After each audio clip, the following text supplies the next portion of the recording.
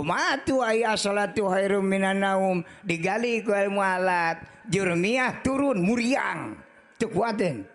sorob turun ngabigrig yaqulu imriti alfiyah heuai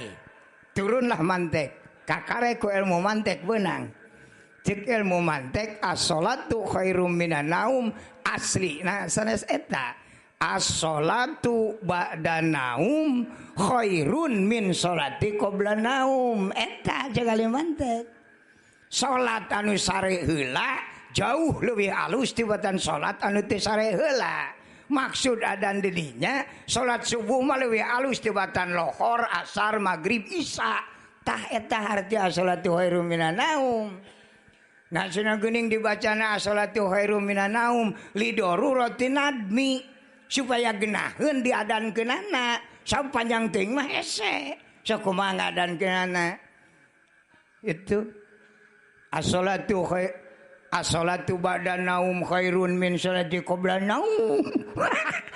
kitu madak cek ali sair meunang piceun saware kira-kira asa ngeunaheun diadankeunana ngan lamun hayang nyaho eusina gali ku ilmu alat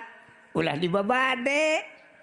gitu jadi dolun mudilun ka dituna doraka nu nyaritakeunana ngadorakakeun ka nu ngadenge ongko momowa batur ke neraka nanggeuna riweuh teh itu matak saur Sayyidina Ali wayahna itu kabarudak di mana dialajar ngaraji utamakeun ilmu alat bayah teu beunang dieuneuk-euneuk batur datang agama Islam anu rame-rame milu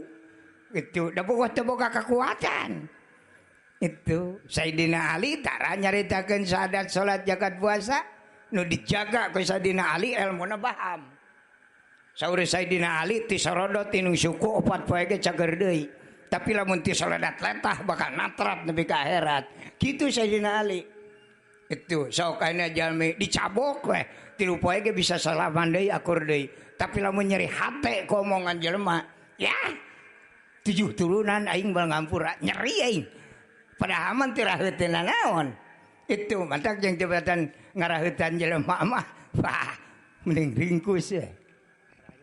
ya bade tolak iya bagus nah gitu nah karena agama teu bisa dibabade